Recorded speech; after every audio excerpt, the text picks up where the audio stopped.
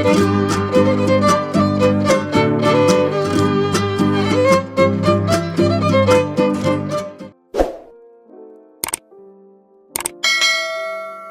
Guys, welcome back to my channel Vedashree stories.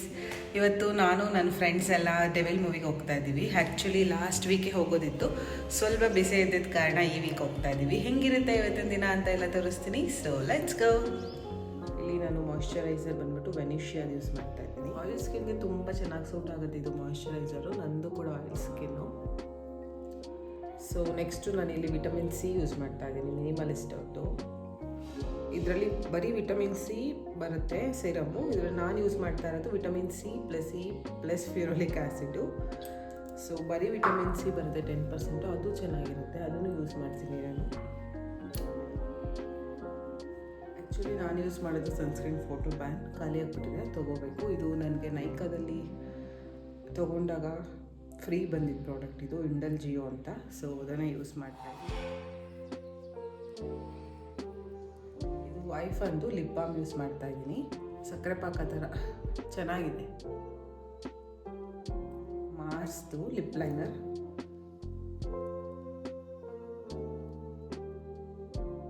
K beauty ಅವ್ರದ್ದು ಚೆನ್ನಾಗಿದೆ. ನಾನು ಆಫ್ ದಿ ಐಲಿಡ್ ಮಾತ್ರ ಹಚ್ಕೊತೀನಿ, ನನಗಂತೂ ಚೆನ್ನಾಗಿ ಕಾಣಿಸುತ್ತೆ ಅನಿಸುತ್ತೆ.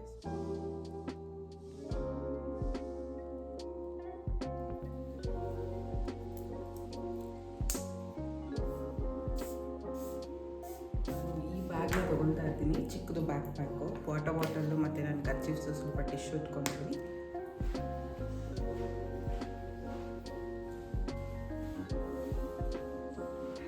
ಇವತ್ತು ನಮ್ಮನೆಯಲ್ಲಿ ತಿಂಡಿಗೆ ರೊಟ್ಟಿ ಮತ್ತು ಅವರೆಕಾಳು ಪಲ್ಯ. Most of the time 90% of the days ನಮ್ಮನೆಯಲ್ಲಿ ತಿಂಡಿಗೆ ರೊಟ್ಟಿನೇ ನಾವು ಪ್ರಿಫರ್ ಮಾಡೋದು.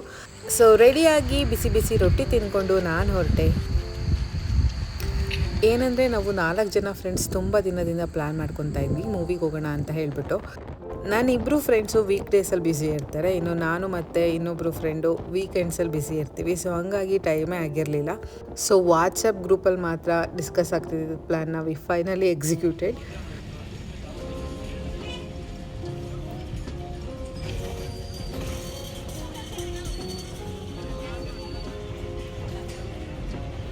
GT ಮಾಲಲ್ಲಿ ಮೂವಿ ನೋಡೋಣ ಅಂತ ಪ್ಲ್ಯಾನ್ ಮಾಡ್ಕೊಂಡಿದ್ವಿ. ಸೊ ಹಾಗಾಗಿ ನಾನು ಮತ್ತು ನನ್ನ ಫ್ರೆಂಡ್ ದಿವ್ಯಾ ಇಬ್ಬರೂ ಬೇಗನೆ ಹೋದ್ವಿ.